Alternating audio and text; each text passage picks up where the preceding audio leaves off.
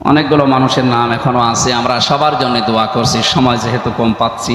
ওয়ারফা'না লাকা যিকরাক, সবার মর্যাদা সম্মান আল্লাহ তাদের ঈমান এবং আমলের উপরে ভিত্তি করে যেন বাড়িয়ে দেন। আপনারা বলেন আমিন।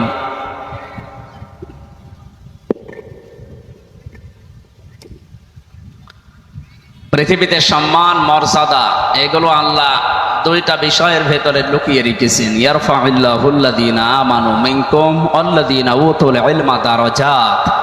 কোরআনে কারীম জানাচ্ছে তোমাদের ভেতরে যারা ঈমান আনে এবং দুনিয়াতে যারা ইলম পায়, এই দুইটা বৈশিষ্ট্য যাদের ভেতরে থাকবে, ইয়ারফা এটা মজারে, বর্তমান ভবিষ্যৎ, প্রেজেন্ট ফিউচার। আল্লাহ বলেন দিন যত যাবে এই দুইটা গুণ যাদের ভেতরে যত অ্যাক্টিভ ভাবে পাওয়া যাবে, এদের মর্যাদা বাড়তেই থাকবে। সুবহানাল্লাহ। প্রশ্ন আসতে পারে এগুলো যাদের নেই তাদেরও তো মর্যাদা সম্মান মানুষ দেয়। হ্যাঁ, ওগুলো ভয়ে দেয়, কিন্তু সত্যিই যাদের ভেতরে ঈমান আছে এবং যারা এলেম অনুযায়ী আমল করে, কাজ করে, তাদেরকে শুধু ভয়ে না, মর্যাদা সহকারে মানুষ সম্মান দেয়। ইন্নাল্লাযীনা আমানু ওয়া আমিলুস সালিহাত সায়াজআলু লাহুমুর রাহমানু ওয়াদ্দা। যারা ঈমান আনার পরে আমলে সালেহ করে, বাংলাদেশ, ভারত, পাকিস্তান এই তিনটা দেশে সালেহ শব্দটা নিয়ে একটু ঝামেলা আছে। আমরা মনে করি সালেহ মানে নেক কাজ, সালেহ মানে সৎ হওয়া, শুধু এতটুকুই না। পোড়াদাবাসী আমার প্রাণ প্রিয় জেলা কুষ্টিয়া, বাংলাদেশের 64 জেলার চাইতে আপনাদেরকে এমনিতে স্বাভাবিকভাবে বেশি ভালোবাসি। এই জন্য আহ্বান জানাচ্ছি, সালেহ মানে শুধু নেক কাজ নয়, সালেহ মানে শুধু সৎ হওয়া নয়, সালেহ মানে যোগ্যতা অর্জন করা। আজ আমাদের যোগ্যতা অর্জন করা লাগবে ঈমানের সাথে সাথে। যে যে জায়গায় আমরা দায়িত্বে আছি ওই বিষয়ের শিক্ষা এবং প্রশিক্ষণ নিয়ে জায়গাটা যেন পরিপূর্ণভাবে আঞ্জাম দেওয়া যায়, এর নাম সালেহ। এইটা যারা ঈমানের পাশাপাশি অর্জন করবে, সৃষ্টি জগতের ভেতরে আল্লাহ তাদের প্রতি একটা মহাব্বত তৈরি করে দেবেন। সুবহানাল্লাহ। এই জন্য আমরা বাস্তবে দেখতে পাচ্ছি এই দেশে যাদের ঈমান সত্যিকার অর্থে আছে, ঈমানের দাবি যেগুলো, ইন্নামাল মুমিনুনা আল্লাযীনা আমানু বিল্লাহি ওয়া রাসূলিহি সুম্মা লাম ইয়ারতাবু। আল্লাহর দৃষ্টিতেও সত্যিকারের মুমিন তো তারা যারা আল্লাহর উপরে ঈমান আনার পরে, রাসূলের উপরে ঈমান আনার পর তাদের বিধান পালনের ক্ষেত্রে কোনো সন্দেহ পোষণ করে না। আমি আয়াতটা নিয়ে চিন্তা ভাবনা করে দেখেছি, এটা বাংলাদেশের জন্য 100% কার্যকর। আমরা আল্লাহ রাসূল মানি, বিশ্বাসও করি, কিন্তু তাদের আদর্শ পালন করতে গিয়ে যে সন্দেহ, যেটা মনের ভেতরে ঘোরপাক খায়, এটা যাদের ভেতরে আছে আপনি পরিপূর্ণ ঈমানদার আল্লাহর দৃষ্টিতে হতে পারেন। ওয়াজাহাদু বিআমওয়ালিহিম ওয়া আনফুসিহিম ফি সাবিলিল্লাহ। তারা প্রচেষ্টা চালায় তাদের জান আর মাল দিয়ে এ জমিনে আল্লাহর দ্বীনকে দাঁড় করাতে। উলাইকা হুমুস সাদিকুন। এই মানুষগুলোই তাদের ঈমানের দাবিতে সত্যবাদী। সুবহানাল্লাহি ওয়া বিহামদি। আল্লাহ কোরআনে যেভাবে বর্ণনা দিয়েছেন আমাদের প্র্যাকটিক্যাল লাইফ যেন ওইভাবে সেট করতে পারি। বলেন আমিন। তাহলে সৃষ্টি জগতের ভেতরে ঈমান এবং সালেহ নেক কাজ, সৎ কাজ পৃথিবীতে মানুষ যদি সত্যি আঞ্জাম দিতে পারেন, তাদের প্রতি শুধু মানুষের না, যত সৃষ্টি আছে সবার মহব্বত ভালোবাসা আল্লাহ তৈরি করে দেবে। সুতরাং টাকা পয়সা, ধন সম্পদ, ক্ষমতা এগুলোর পেছনে যদি আমরা থাকি, তাহলে এই আয়াত অনুযায়ী মানুষ হয়তো ভালোবাসবে, সম্মান দেবে ভয়ে, কিন্তু আমাদেরকে আল্লাহ মানুষের ভেতরে ভয়ে ভালোবাসা সৃষ্টি করুক, এটা আমরা চাইনি। তারা যেন মহব্বতে আমাকে ভালোবাসে। যেন আমরা যারা এখানে এসেছি, দল মত জাতি বর্ণ ধর্ম নির্বিশেষে, এটা শুধু ইসলামী সমাজ কল্যাণ পরিষদ যদিও আয়োজন করেছে, এটা শুধু মুসলমানদের অনুষ্ঠান না। যে ধর্মে আপনি থাকেন না কেন, মানুষ পদবাচ্যে যদি আপনি বিবেচিত হন যে আপনি মানুষ, হাদা বায়ানুল লিন্নাস, তাদের জন্য আজকের এই অনুষ্ঠান। সুতরাং যারা এসেছি মানুষ হয়ে, কোরআনে কারিম থেকে হেদায়েতমূলক কিছু কথা আমরা যেন শুনতে পারি। বলেন আমিন। যে আল্লাহ আমাদেরকে দিনের বেলায় হাজারো কাজ, এমনিতেই পোড়াদার এলাকার মানুষেরা ব্যবসা বাণিজ্য নিয়ে থাকে বেশি, এটা তো 24 ঘন্টায় কাজের উপরে আছে, অন্তত রাত 11টা 12টা পর্যন্ত এদের কোনো বিশ্রাম নেই। তারপরেও সব কাজ বাদ দিয়ে কোরআনের জন্য যারা এই সময়টুকু বের করলেন, এবাদত মনে করে যারা এসেছেন, এটাকে এবাদতই চলছে। এবাদত চলছে না? কোরআনে কারিম শোনার জন্য যে দুইটা ধারা আছে, আল্লাহর নির্দেশ আছে, ফাস্তামিউ লাহু ওয়া আনসিতু, চুপ থাকবেন আর শুনবেন। যদি এই দুইটা শর্ত মানুষ মেনে নিতে পারে, আল্লাহ পাক বলেন লাআল্লাকুম তুরহামুন, এখানে আমার রহমত নাজিল হবে। পুরাটা যতক্ষণ থাকবেন আপনি মনে করবেন আমি নামাজে আছি। আর আমরা যারা বলতে এসেছি আমাদের আল্লাহ কিছু দায়িত্ব দিয়েছে।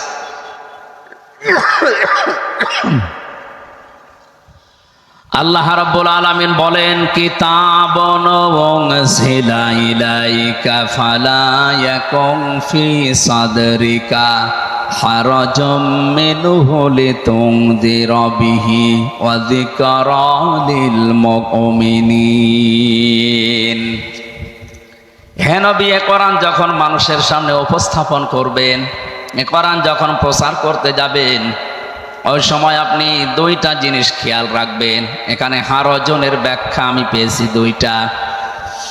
এক নম্বরে, কোরআন প্রচার করতে গেলে এমনও মানুষ আপনার সামনে বসে আছে, ওরা কোরআনের কথা না বোঝার কারণে রাগ করতে পারে।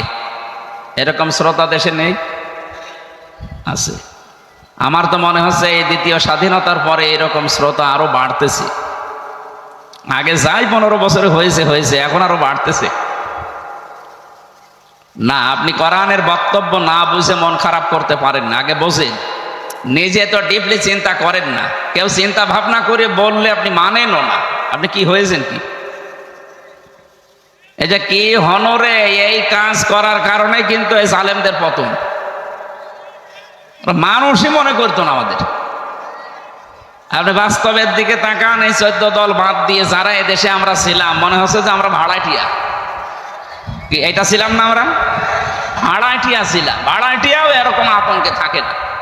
তাও তো 1-1.5 মাস 2 মাস আগে তারে নোটিশ দেওয়া হয়েছে তোমার হয়তো চলে যাওয়া লাগবে। আর আমাদের সঙ্গে সঙ্গে কি অবস্থায় ছিলাম বলেন তো? এই জন্য 14 দল বাদে বাকি যাই আমরা ছিলাম, যেহেতু আমরা ভাড়াটিয়া ছিলাম, আমরা সবই মাজলুম।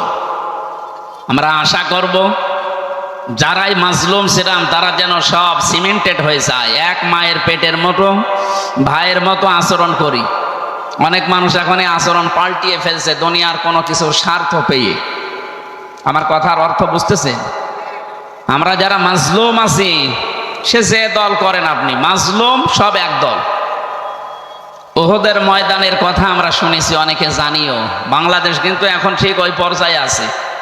এখন যদি আপনি কামড়া কামড়ি করেন, কোনো কিছু নিয়ে যদি এখন ভাগাভাগির চেষ্টা করেন, সামনে দেখবেন আবার অতর্কিত হামলা এসে অন্তত জীবিত মানুষগুলো অনেকেই লাশ হয়ে যাবে। আমরা এই সুযোগ সামনে যেন না দেই।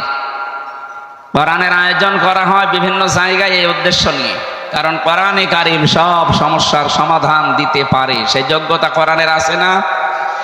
হ্যাঁ, আছে। আজ প্রায় 7-8 দিন একটা বিষয় ঘোরপাক খাচ্ছে সারা বিশ্বে। যারা পালিয়ে গেছে আপনি দেখতে পাচ্ছেন, এই মানুষগুলো বাইরে যেয়ে কিন্তু বসেনি। এদের ষড়যন্ত্র আরো গভীর হচ্ছে। বিশেষ করে ট্রাম্প ইনি পাশ করার পর থেকে আমরা দেখতে পাচ্ছি যারা পালিয়ে গেল এরা বাইরের বিভিন্ন মোড়লদের কাছে জানাচ্ছে যে আমরা নির্বাচিত ছিলাম, আমাদেরকে উৎখাত করা হয়েছে। এটা ডাহা মিথ্যা কথা। এ 15.5 বছরে যারা ছিল এরা নির্বাচিত ছিল, এ কথা শয়তানও বিশ্বাস করবে না। আমার মনে হয় ঘোড়াকেও যদি বলেন ঘোড়াও হাসবে, এই একটা কথা হইল। আপনি দিনের ভোট রাতে করে ফেলেন, 154 জন আগেই ঘোষণা দিয়ে দেন, কিভাবে আপনি নির্বাচিত হলেন? আল্লাহ তাআলা কোরআনে দিয়েছেন হুয়া জিতাবাকুম, তিনি আল্লাহ তোমাদেরকে নির্বাচিত করেন। কুষ্টিয়াবাসী একেবারে নিরপেক্ষ দৃষ্টি দিয়ে বলবেন, নির্বাচিত করা হয় যে পদ্ধতিতে, ওই পদ্ধতির নাম নির্বাচন। ঠিক আছে না? নির্বাচন তো হয়নি 15.5 বছরে। আমি নিজে, আমার 33 বছর বয়স, অন্তত 3 বার আমি ভোট দিতে পারতাম, একবারও পারিনি। একবার নয়, জেলে ছিলাম, ওইটা বাদ গেল। বাকি 2 বার তো পারবো, তাও তো পেলাম না। তাহলে আপনি যে এই কথাগুলো সারা বিশ্বের মোড়লদের শোনাচ্ছেন যে আমি নির্বাচিত ছিলাম, এরকম যাহা মিথ্যা কথা আপনি বলতে পারলেন, আপনি একটা হাসি মানুষ, এটা আপনার উচিত হয়নি। কারণ এই কথা তো ওখানেই থাকবে না, সারা বিশ্বে যখন ছড়াবে এদেশের 18 কোটি মানুষ সম্পর্কে একটা খারাপ ধারণা আসবে। ওই সমস্ত মানুষগুলো মনে করবে যে বাংলাদেশে যারা বাস করে ও সবই মনে হয় এরকম মিথ্যা কথাই বলে। কারণ তারাও জানে দুনিয়ায় যে নির্বাচনে এই 15 বছরে হয়নি, এই কথা বলে না কেন? এই জন্য আমরা চাচ্ছি আপনারা বাইরে যারা আছেন এই মিথ্যা কথা ছড়াবেন না। আমরা চাই এদেশ থেকে যারাই বাইরে যায় তারা রেমিটেন্স পাঠায়। 3টা মাস আপনি গেছেন, কয়টা টাকা পাঠাইলেন? একটা টাকাও পাঠায়নি। এতগুলো ঋণের বোঝা মাথার উপরে দিয়ে গেলেন আর একটা টাকা পাঠান না, এরপরেও গলায় কথা বলেন। আপনার তো লজ্জা করা দরকার। আপনি কি বুঝে ফেলেছেন? সুতরাং হাসি মানুষ যেহেতু, এই জন্য যেন মিথ্যা কথা আর না বলেন, কারণ আমরাও মিথ্যাবাদী হয়ে যাব তামাম দুনিয়ার সামনে। হেদায়েত যদি থাকে আল্লাহ তাকে যেন দান করেন, আর যদি হেদায়েত না থাকে আল্লাহ যেন তাড়াতাড়ি তুলে নেন। কারণ এই সমস্ত ক্যান্সার যতদিন থাকবে ততদিন আমরা অশান্তিতে থাকবো। এই জন্য নূহ আলাইহিস সালাম শেষ পর্যন্ত এই দোয়া করেই দিয়েছিলেন, লা তাযার আলাল আরদি মিনাল কাফিরিনা দাজ্জারা ইন্নাকা ইন তাযারহুম ইউদিল্লু ইবাদাকা ওয়ালা ইয়ালিদু ইল্লা ফাজিরান কাফার। আল্লাহ কাফেরদের এই আন্ডা বাচ্চা পর্যন্ত যেন জমিনে না থাকে, কারণ ওইটার পক্ষে যা আসবে ওইটা আর এক হারামজাদা হবে। তা আমরা তো বাস্তবে তাই দেখতে পাচ্ছি। এই জন্যে দোয়া বরদোয়া বুঝি না, আয়াতটা পড়লাম, আল্লাহ যা ভালো লাগে করবে। আমরা এই মিথ্যা কথা যেন সামনে আর না শুনি, আর যারা শুনছেন তারাও বিশ্বাস করবে না আমার যতটুকু বাস্তবে জ্ঞান আছে। কয়েকদিন আগে আমি সিঙ্গাপুর, মালয়েশিয়া, থাইল্যান্ড সহ ইন্দোনেশিয়া বহু দেশ ঘোরাফেরা করে যতটুকু বাস্তবে অভিজ্ঞতা নিয়ে এসেছি, ওই মানুষগুলো এখন জানে সৌদি আরবে এই যে মদিনা থেকে আবু জাহেলের কবর বদরের ময়দানে যাচ্ছিলাম, একটা গাড়ি ভাড়া করলাম, মদিনা ড্রাইভার। ওনার ভাড়া মেটানোর পরে আমি উঠবো, আমারে বলছে ইয়া হাজি উল হুজ্জা তাই না বিলাদুকা, হাজি দেশ কোথায়? যেহেতু মেন বাংলাদেশ। আমারে যেই বলেছি যেহেতু মেন বাংলাদেশ, বলছে হারামি। হারামি মানে? বলছে আপনাকে, মানে ওর ভাষা দিয়ে আমারে বলছে যে আপনাকে বলি না, আপনার দেশে যে আছে ওইটারে বলছে। ও ঠিক আছে, ওইটারে আপনি বলেন, আমি দরকার হয় আপনার সাথে আরো 2 লাইন বলছি।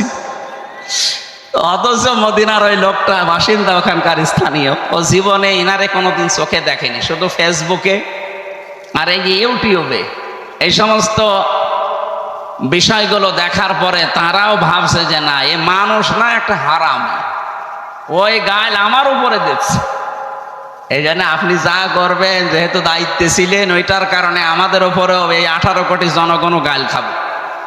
নবীজি জানিয়েছিলেন সাহাবীরা, তোমার বাবা মাকে গালি দিও না। সাহাবীরা বলে, হে নবী, আমরা বাবা মাকে গালি দেব মানে? বাবা মাকে কোনো সন্তান গালি দেয়? বিশ্বনবী বললেন, হ্যাঁ, তুমি যদি কারো বাবা মাকে গালি দাও, সে না বুঝে রাগ করে তোমার বাবা মাকে গালি দিতে পারে। এইটাই সন্তান হিসাবে বাবা মাকে গালি দেওয়া। এজন্য যারা এই মিথ্যা ছড়াচ্ছেন, আমাদেরকে অন্তত জাতি হিসাবে মিথ্যাবাদী বানাবেন না। আমাদের এটা আবদার থাকলো, কোনো আবদারই তো মানেননি জীবনে, এটা মানবে। আল্লাহ তাকে যেন সম্মতি দান করেন, বলেন আমিন। তাহলে নির্বাচন হওয়া লাগবে, নির্বাচনের মাধ্যমে নির্বাচিত হওয়া লাগবে, এটা আল্লাহর পদ্ধতি। সূরা হজ 78 নম্বর আয়াতে আছে। ইজতিবা মানে নির্বাচিত হওয়া। লক্ষ কোটি কোটি উম্মত থেকে আল্লাহ আমাদেরকে উম্মতি মুহাম্মদী হিসাবে নির্বাচিত করেছেন। সুবহানাল্লাহ বলতে পারেন নাই? অথচ এই পদ্ধতিটাই আপনি পাল্টিয়ে ফেললেন। এরপরও যে ষড়যন্ত্র চলছে, এই জন্য যারা দায়িত্বে আছেন আমরা আহ্বান জানাই, এই তাফসির মাহফিল বলেন, ওয়াজ মাহফিল বলেন, যাই বলেন, কোরআনের এই অনুষ্ঠান যেহেতু তামাম দুনিয়ার সব মানুষের জন্য ওপেন, এই জন্য সব মানুষের পক্ষ থেকে জানাচ্ছি, যারা দায়িত্বে আছেন উপদেষ্টার, আপনারা খুব তাড়াতাড়ি সম্মানজনক একটা সময় নিয়ে নির্বাচনের মাধ্যমে নির্বাচিত সরকারের হাতে আপনারা দেশটা তুলে দেন। তাহলে এই ষড়যন্ত্রগুলো অটোমেটিক বন্ধ হয়ে যাবে ইনশাআল্লাহ। আমি বলছিলাম 154 জন নির্বাচনের আগে, আর দিনের ভোট রাতে হয়েছে, এটা আমি নিজে প্রমাণ পেয়েছি। ওই সময় জেলে ছিলাম, এক ওসি ছিল আমার সাথে। আমার একদিন এসে ফাঁসির ওই কন্ডেম ছেলে বসে আছি, উনি এসে বলছে, হুজুর আপনি দেখেন তো আমার তাওবা হয়েছে কিনা। যে কিভাবে তাওবা করলেন? বলছে এই যে নির্বাচন গেল, এই নির্বাচনে আমি আমার যে কনস্টেবল আছে, আমার যে এসআই আছে, এএসআই আছে, এদেরকে সাথে নিয়ে আরো কিছু মানুষকে সাথে নিয়েছি। রাত 12টার পর থেকে আল্লাহর নামে আমি ভোট কাটা আরম্ভ করলাম। এই যে কোরআন শরীফ আমার সামনে এইভাবে বলছে, আল্লাহর নামে আমি ভোট কাটা আরম্ভ করলাম। ফজর পর্যন্ত কাজ শেষ করে বাক্স ভর্তি করে জায়গা মতো পাঠিয়ে দিল। এবার আমি গোসল করলাম, ওযু করার পরে 2 রাকাত নামাজ পড়ে বললাম আস্তাগফিরুল্লাহ। হুজুর আমার এই তাওবা হয়েছে। না, আপনি তো আল্লাহর কাছে অপরাধ করেননি, আপনি অপরাধ করেছেন হামজার কাছে। এই কথা বলেন না কেন? একটা এমপি বানাতে 3.5 থেকে 4 লাখ মানুষের রায় লাগে, ভোট লাগে, আর আপনি নিজেই সব লোকজন দিয়ে নিলেন। তা আমরা কি ঘাস কাটছি? আমাদের রায় নেবেন না? আপনি কাজ সব উল্টা পাল্টা করে এখন বলছেন আস্তাগফিরুল্লাহ। আল্লাহ কি আপনার কি আল্লাহর কাছে দোষ করেছেন? দোষ যাদের কাছে করেছেন আগে তাদের কাছে বলেন, কারণ তাওবার নিয়মই এটা। হ্যাঁ, আপনি আস্তাগফিরুল্লাহ পড়তে পারেন, আপনার গুনাহ মাফ হবে হয়তো, কিন্তু আল্লাহর সাথে যেগুলো সম্পর্কিত ওইগুলো, বান্দার সাথে সম্পর্কিত অপরাধ আস্তাগফিরুল্লাহ মাফ হয় না, তার কাছে আগে ক্ষমা চাওয়া লাগে। কেউ যদি তাওবা করে, আস্তাগফিরুল্লাহ পড়লে জীবনের গুনাহ মাফ হয়, আর তাওবা করলে শুধু গুনাহ মাফ হয় না, ওর পেছনের অপরাধ আল্লাহ মাফ করে বাকি জায়গাটা নেকি দিয়ে পাল্টিয়ে দেয়। এটাকে আমি বানিয়ে বললাম। সূরা ফুরকানের 71 নম্বর আয়াতে আছে, ইল্লা মান তাবা ওয়া আমানা ওয়া আমিলা আমালান সালিহান ফাউলাইকা ইউবাদদিলুল্লাহু সাইয়্যাতিহিম হাসানাত। এই যে এই মাঝখানে উলাইকা আছে, এর আগে ফা আছে। আরবি গ্রামার অনুযায়ী ফা ব্যবহার করা হয় 13টা অর্থে।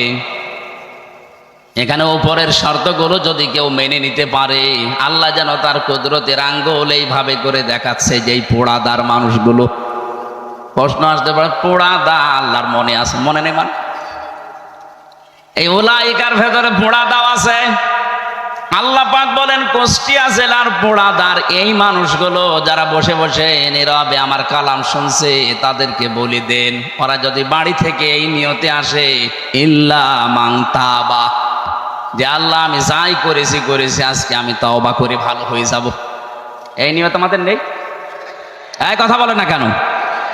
এই নিয়ত নিয়ে যারা এসেছি, আল্লাহ আমি যাই করেছি বিগত জীবনে, আজকে কিন্তু আমি সত্যিই কোরআন শুনতে যাচ্ছি, ভালো হয়ে যাব, তাওবা করার মাধ্যমে ওই মানুষগুলো যদি ঈমান আনার পরে ভালো ভালো কাজ করার সিদ্ধান্ত নিয়ে ফেলে, কি করব আমি জানো? ফাউলাইকা, এই মানুষগুলোর জন্যে ইউবাদদিলুল্লাহু সাইয়্যাতিহিম হাসানাত, 2টাই বহুবচন। আমি নিজে বদল করে দেব, তাদের জীবনের যত অপরাধ ছিল ওইগুলো শুধু বদল করে ফাঁকা করব না, পুরা জায়গাটা নেকি দিয়ে পাল্টিয়ে দেব। এই জন্য আমাদের উচিত হচ্ছে, আপনি অপরাধ করেছেন যার কাছে, ক্ষমা চাবেন তার কাছে। বিশেষ করে বাংলাদেশ, ভারত আর পাকিস্তানে এই নিয়মটা নেই। অন্যায় করে একজনের কাছে আর ক্ষমা চায় আরেকজনের কাছে। আপনি কি আস্তাগফিরুল্লাহ ওসিশা? যুবতী এক মেয়ে এসে বলে, হে রাসূল আমি জিনা করেছি। নবীজি বললেন এ কথা কাউকে বলবা না, যাও। আমার সামনে এসে বলে, হে নবী আমি জিনা করেছি, আমাকে আপনি মুক্ত করেন, আমাকে পাপ থেকে বাঁচান, আমি পরিত্রাণ পেতে চাই, এই গুনাহ থেকে মুক্ত হতে চাই। বিশ্বনবী বললেন এ কথা কাউকে বলবা না, যাও বাড়ি চলে যাও। মেয়েটি আবার এসে বলে, হে নবী আমি জিনা করেছি, শুধু জিনা না আমি গর্ভবতী হয়েছি। বিশ্বনবী বললেন ঠিক আছে, আগে খালাস হোক বাচ্চাটা, কারণ অপরাধ তোমার থাকতে পারে, ওই বাচ্চাটার কোনো অপরাধ নেই, ও আগে দুনিয়ায় আসবে নিরাপদে, এরপরে আমি দেখি কি করা যায়। যখনই সন্তান এসেছে সঙ্গে সঙ্গে বলেন, হে নবী আপনি আমার বিচার করেন, কারণ আমি কোরআন পড়ি, আমি কোরআন বুঝি, আমি নিজে জানি দুনিয়ায় 3টা অপরাধের শাস্তি আল্লাহ ডবল করে দেবে। আমি যে যৌবনের তাড়নায়, শয়তানের ঠকায় কাজ করে ফেলেছি, আমি মাপ নিয়ে ক্ষমা নিয়ে মুক্ত হয়ে তারপরে আল্লাহর কাছে যেতে চাই। আর এই অপরাধ নিয়ে যদি আমি আল্লাহর কাছে চলে যাই, উনি যখন বিচার করবেন একটা না কয়টা, ডবল বিচার করবেন। সূরা ফুরকানের ৭০ নম্বর আয়াতের ভেতরে আছে ইউদাআফু লাহুল আযাবু ইয়াওমাল কিয়ামাতি ওয়া ইয়াখলুদ ফীহি মুহানা। এই যে ইউদাআফ লাহুমুল আযাব, আল্লাহ বলেন তার জন্য আমি ডবল শাস্তি রেডি করলাম। একবার বিচার না, ডবল বিচার হবে। 3টা অপরাধ করলে কয়টা জবাব দেবেন ছাত্রের মতো, কয়টা? 1 নম্বরে আল্লাযীনা লা ইয়াদউনা মা'আল্লাহি ইলাহান আখারা, যারা আল্লাহকে ডাকে কিন্তু তার পাশাপাশি অন্য কাউকে যারা ডাকে। এই রোগটা বাংলাদেশে সবচাইতে বেশি।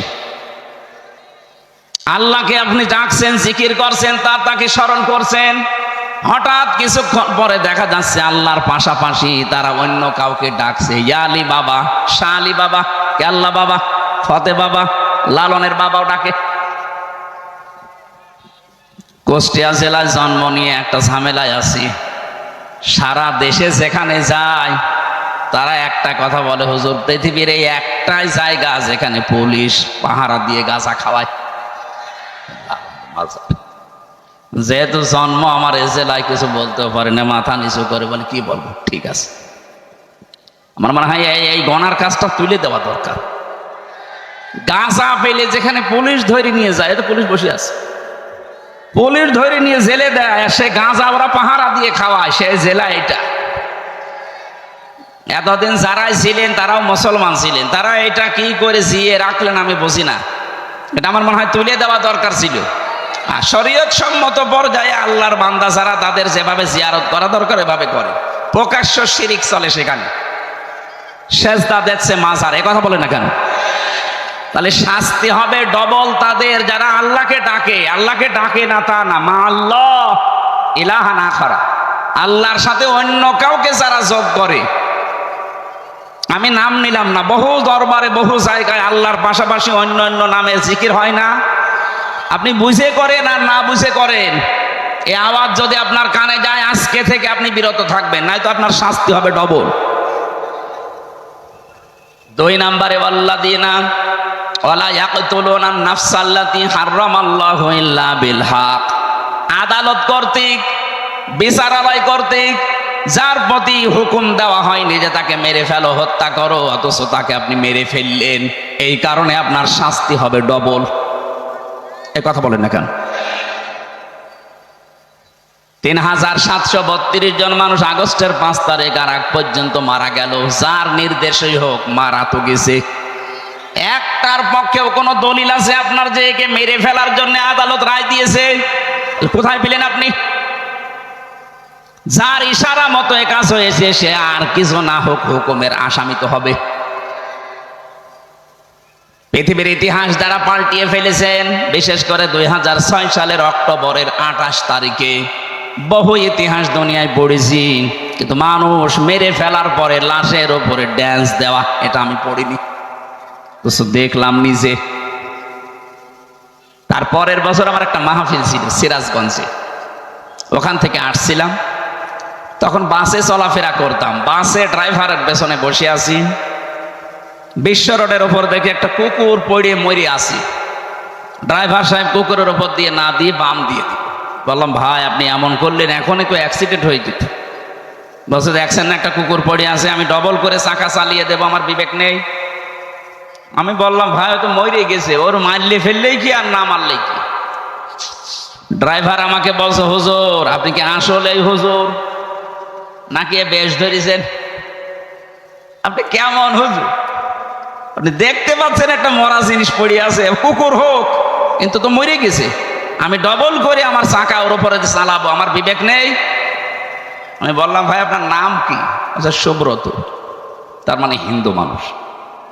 ওরে পিঠের উপরে থাবা দিয়ে বলেছিলাম ভাই আপনি একটা হিন্দু, আপনার ইমান নেই কিন্তু আপনার বিবেক আছে, মরা জিনিস আপনি ডবল করে মারতে পারলেন না, বাম দিয়ে গাড়ি চালিয়ে দিলে। অথচ পৃথিবীর ইতিহাস গত বছরে কারা যেন পাল্টিয়ে ফেললো। জীবিত মানুষকে, জসিম ভাইকে পিটিয়ে মেরে ফেলার পরে আবার ড্যান্স দিল লাশের উপরে। এদেরকে কোনো ক্রমে মানুষ বলার কোন স্রোত আছে? অথচ কত মানুষ এখন, সেই মানুষগুলো এখন মানবতার বলি উড়াচ্ছে। আপনার মুখে এটা মানায়? যারা মানুষ হত্যা করেছেন সে যেভাবেই হোক আপনার শাস্তি হবে ডবল। হ্যাঁ, বাঁচার পদ্ধতি আমি বলছি সামনে, যদি ওটা করতে পারেন বাঁচতে পারবেন। 3 নম্বরে ওয়ালা ইয়াজনুন, জেনা করা যাবে না। হে নবী, আমি তো করে ফেলেছি। আজ জেনার ছড়াছড়ি চলছে না? কিয়ামতের আগে কয়েকটা জিনিস বেড়ে যাবে, তার ভেতরে অন্যতম এই বুড়ো জেনাখোর বেড়ে যাবে। আমরা এখন যেগুলোই দেখতে পাচ্ছি, যেইটাই ধরা পড়ছে দেখতে যান 5 মিনিট 7 মিনিট করে ভিডিও ক্লিপ ফাঁস হচ্ছে। 70 বছর 75 বছর বয়স, ওর তো এমনি ঘুম এসে যাওয়া দরকার। ওরে নাকি রাত 12টা 2টা 3টা পর্যন্ত ঘুম পাড়ানো লাগতো আল্লাহর ওলিদের দিয়ে। নাউজুবিল্লাহি মিন যালিক। আপনার চরিত্র কত নিচে নেমেছে আপনি নিজেও জানতে পারছেন না। আমি কালকে জামালপুরে ছিলাম, ওই যে 6 মিনিট 32 সেকেন্ডের একটা অডিও ফাঁস হওয়ার কারণে স্যার সব হারিয়েছে, ওই ওনার ওখানে ছিলাম। বলেন একটা চিন্তা, জামালপুরের লোককে বললাম দেখেন আপনাদের প্রতিমন্ত্রী ছিল, জীবনে বহু দাপট দেখিয়েছে, মাত্র 6 মিনিট 32 সেকেন্ডের, তাও ভিডিও না অডিও একটা ক্লিপ ফাঁস হয়েছে। তাই তার মন্ত্রিত্ব গেছে, এমপিগিরি গেছে, দল থেকে বাদ দিয়েছে, এখনো সে কনে আছে কেউ জানে না। ওরা যদি জনগণ পায় পিটিয়ে এখন মেরে ফেলবে। অথচ আমাদের বহু মানুষের জীবনে এরকম 6 মিনিট 7 মিনিট না, 70 বছর 75 বছরের ভিডিও আল্লাহর কাছে আছে। বলেন, একটা বারের জন্য যদি চিন্তা আসে এই টাকলা মুরাদকে নিয়ে, তাহলে আপনার জীবন তো পাল্টিয়ে যাওয়া দরকার। যে মানুষগুলোকে এখন দেখছে আদালতে তুলছে, অধিকাংশ মানুষের জীবনে শুধু জেনা জেনা আর জেনা। একটা মানুষকে বলেন যে না এটা ভালো ছিল, দরবেশ বাবা অন্যের বউ নিয়ে আল্লাহ রাস্তা চলে গেছে। আর বাকিগুলো তো বলার মতো কায়দা নেই। প্রত্যেকটা চরিত্র আমরা এটা দেখতে পাচ্ছি। এই জন্য জেনা যারা করেন তাদের শাস্তি হবে ডবল। হ্যাঁ, মাপ পাওয়ার জন্য বলছিলাম না একটা পদ্ধতি আছে। এই যে এই মেয়েটার জীবন থেকে শুনে নবীজি বললেন ঠিক আছে বাচ্চা হোক আগে।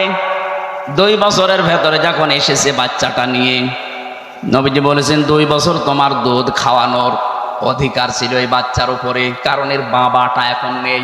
দুধ খাওয়ানোর দায়িত্ব মায়ের না বাবা? না না, আপনি আলেন, আন্দাজে বলেন তো। দেখেন বড় বড় হুজুর বসে আছে। দুধ খাওয়ানোর দায়িত্ব বাবার না মায়ের? না, আমি আলেমদেরকে বলছি এবার সূরা বাকারা 2 নাম্বার পারা 17 নাম্বার পৃষ্ঠার 1ম নাম্বার লাইনের 233 নাম্বার আয়াতের মাঝের অংশে আছে আল্লাহ পাক বলেন ওয়াল ওয়ালিদাতু ইউরদি'না আওলাদাহুন্না হাওলাইনি কামিলাইন।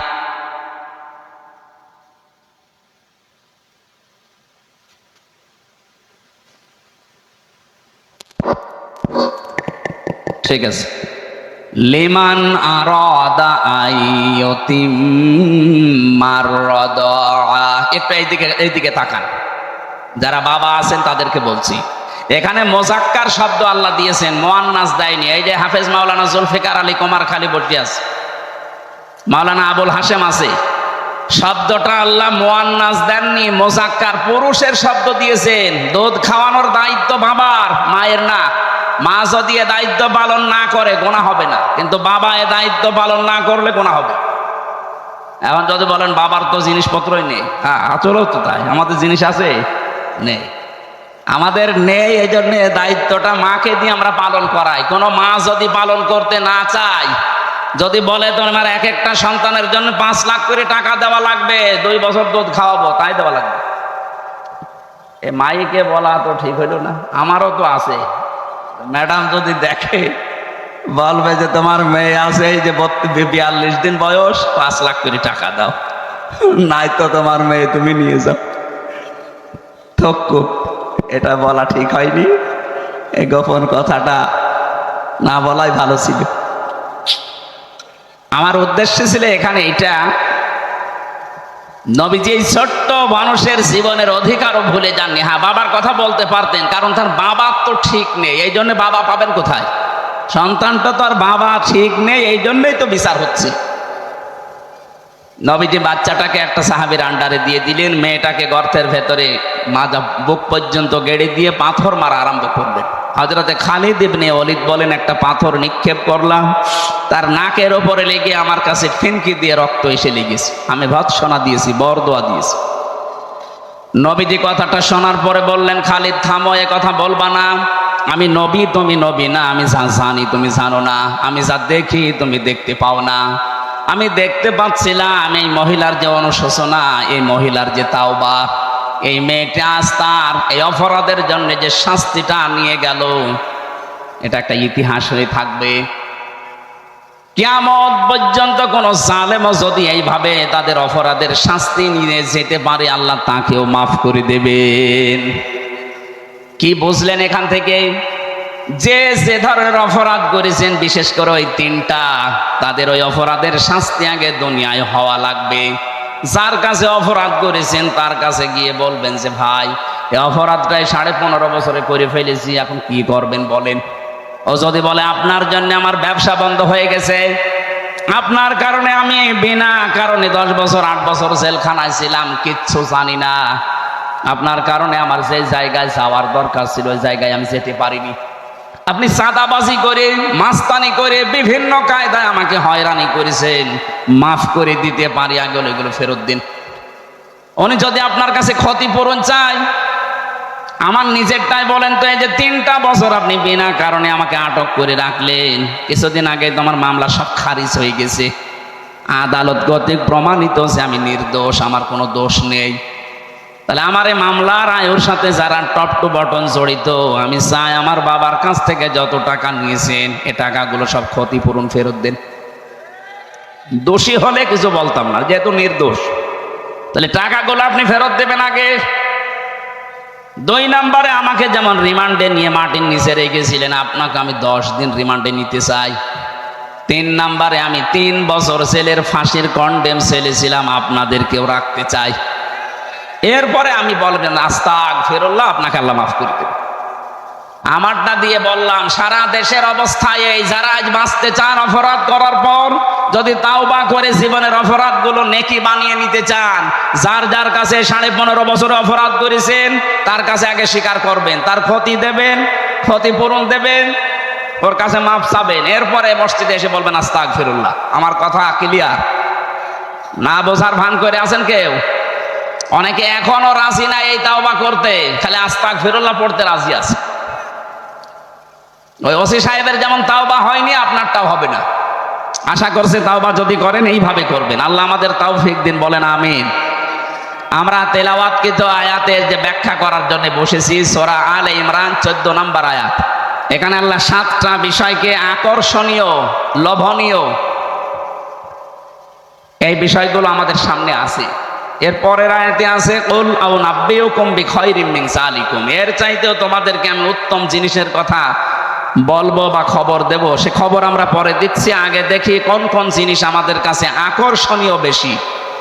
যুজ্জিনা লিন-নাসি হুব্বুশ শাহাওয়াতি মিনান নিসা, এই পৃথিবীর যত মানুষ আছে প্রতিটি মানুষের জন্য আকর্ষণীয়, লোভনীয়, সুশোভিত করে দিয়েছি আমি 7টা জিনিসকে। তার 1 নম্বরে নারী।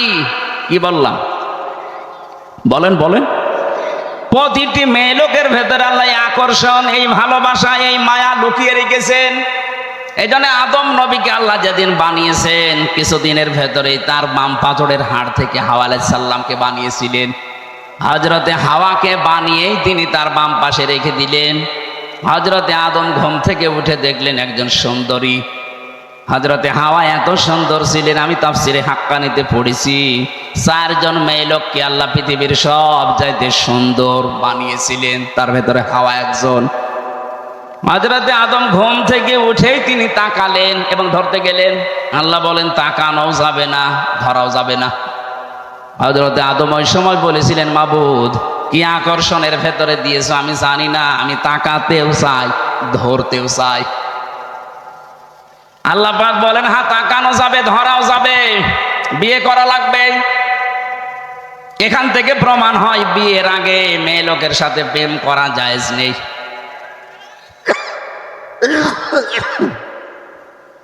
অথচ এখানে আমি অনেক মানুষের খবর দেখতে পাচ্ছি বিয়ের আগে এদের প্রেম করা শেষ, এমনকি এখনো অনেকে লাইন চালাচ্ছে। এটা বন্ধ করা লাগবে। বিয়ের আগে প্রেম করা জায়েজ নেই, প্রেম হবে বিয়ের পরে। যারা করছেন তারা ছেড়ে দেবেন, হাত তোলেন তো। এই যে কয়েকজন আছে, মুরব্বী মানুষ, হাত তোলার দরকার কি? আপনি আবার কিসের প্রেম করেন? আপনার জীবনেও প্রেম আছে না? ওই যুবক বয়সে হয়তো করতে পারে, এই জন্য হাত তুলছে না। আশা করছি আপনি এই বর্ণনাটা বুঝেছেন যে বিয়ের আগে আমাদের জন্য প্রেম করা এ ধর্মে জায়েজ নেই, অন্য ধর্মে থাকতে পারে। কি কথা বলেন না কেন? হযরতে আদম বলছে আল্লাহ বিয়ের পর বিয়ে করতে আমি রাজি আছি, আমাদের দেনমোহর দেওয়া লাগবে। বলছে আমি কোথায় পাবো? এখানে বহু মানুষ আমরা জানি এরা নামাজের ফরজ কয়টা পেটে বম মারবেন বলতে পারবে না, বিয়ে করা ফরজ এটা জানে না। বিয়ে হয়ে গেল, আদম নবীকে আল্লাহ বলেছিলেন কুলনা ইয়া আদম উসকুন আনতা ওয়া যাওজুকাল জান্নাহ, যাও এবার বউ নিয়ে বাড়ি চলে যাও।